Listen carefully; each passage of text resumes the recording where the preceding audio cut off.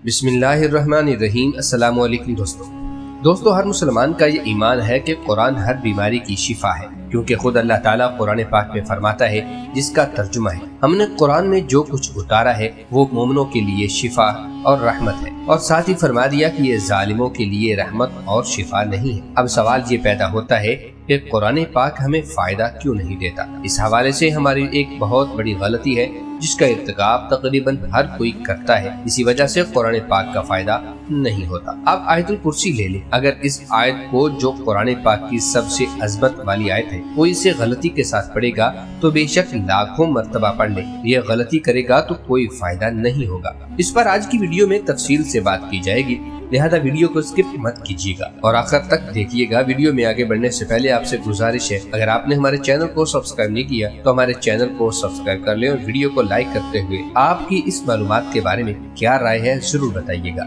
जज़ाकल्लाह। प्यारे दोस्तों, आपकी तवज्जो इस गलती की जानिब भी मबजूद करवाता हूँ, लेकिन पहले आपको आयतुल कुर्सी की फजीलत मुख्तसर बताता चलो। याद रहे कि तमाम नबियों में ऊंची शान हमारे प्यारे आका सरवरे दो जहां हजरत मोहम्मद मुस्तफ़ा सल्लल्लाहु अलैहि वसल्लम की शान है। तमाम किताबों में ऊंची शान हमारी किताब यानी कुरान पाक की है, और इस शान वाली किताब की तमाम आयात में जो ऊंची शान और अजमत वाली आयत है वो आयतुल कुर्सी है। जैसा कि अबू मुस्लिम की एक रिवायत में सैयदना उबई बिन काब बयान करते हैं कि नबी सल्लल्लाहु अलैहि वसल्लम ने उनसे पूछा, क्या तुम जानते हो कि तुम्हारे पास किताबुल्लाह की सबसे ज्यादा अजमत वाली आयत कौन सी है?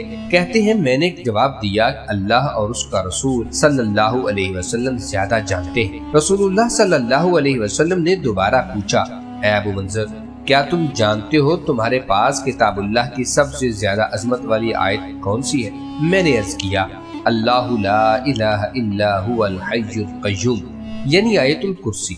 तो रसूलुल्लाह सल्लल्लाहु अलैहि वसल्लम ने मेरे सीने पर हाथ मारा और फरमाया, अल्लाह की कसम, तूने दुरुस्त कहा, ऐ अबू मंजर, तुम्हें इल्म मुबारक हो। दोस्तों, इस रिवायत से इस आयत की शान का अंदाजा हो ही जाता है। इसके और भी बहुत से फजाइल हैं।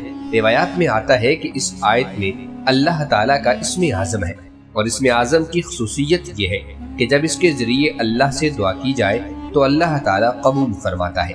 और आयतुल कुर्सी के बारे में हजरत अबू उमामा रज़ी अल्लाह ताला अन्हु ने बयान किया है कि नबी सल्लल्लाहु अलैहि वसल्लम ने फरमाया, जो शख्स हर फर्ज नमाज के बाद आयतुल कुर्सी पढ़ेगा उसे जन्नत में दाखिल होने से सिर्फ मौत ही रोक सकती है। इसी वजह से हर फर्ज नमाज के बाद आयतुल कुर्सी की तिलावत का हुक्म दिया गया है, और इसको पढ़ने वाले और जन्नत के बीच में सिर्फ मौत का फासला होता है। प्यारे दोस्तों, हमारे प्यारे आका सल्लल्लाहु अलैहि वसल्लम ने इस आयत की ये फजीलत बतलाई है कि अगर इसको हर फर्ज नमाज के बाद से पढ़ा जाए तो मरते साथ ही वो शख्स जन्नत में जाएगा।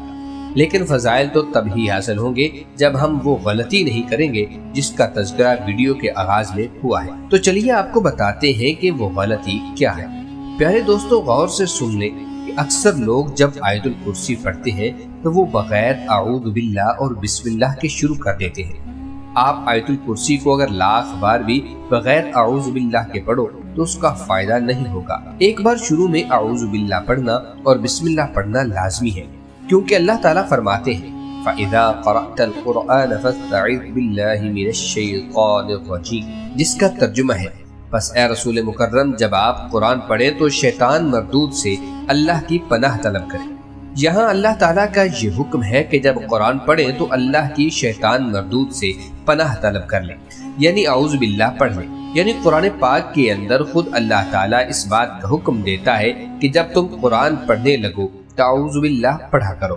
अब खुद ही सोच लीजिए कि कितने लोग हैं जो आयतुल कुर्सी पढ़ने से पहले आऊज़ु बिल्लाह पढ़ते हैं। आपने ये गलती नहीं करनी। जब भी कोई वजीफा करे जो कुरानी आयत का हो तो आपने आऊज़ु बिल्लाह लाजमी पढ़नी है, तभी आपको इसका फायदा होगा।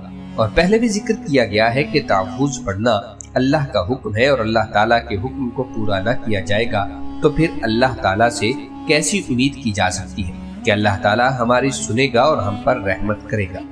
मज़कूरा आयत की तफसीर में मुफस्सिरीन लिखते हैं कि अल्लाह ताला ने अंबिया अलैहिमुस्सलाम के दिलों में वसवसा डालने की शैतान को कुदरत दी है, जैसा कि कुरान मजीद में है कि फिर शैतान ने आदम की तरफ वसवसा डाला, कहा, ए आदम, क्या मैं तुमको दवाम के दरख्त का पता बताऊं? اور ایسی بادشاہت کا جو کبھی کمزور نہ ہو۔ اور جب شیطان کے شر سے اللہ تعالیٰ کی پناہ طلب کی جائے تو پھر انسان شیطان کے شر سے محفوظ رہتا ہے، جیسا کہ قرآن مجید میں ہے۔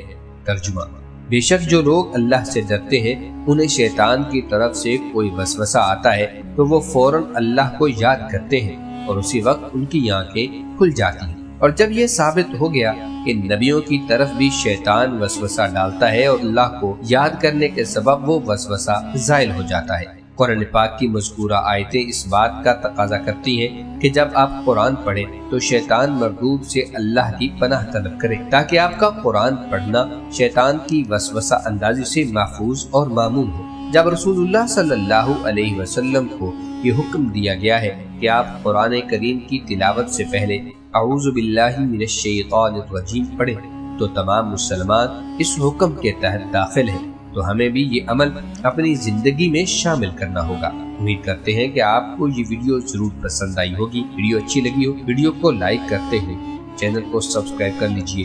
آپ اس بارے میں کیا کہتے ہیں کمنٹ سیکشن میں ضرور بتائیے گا۔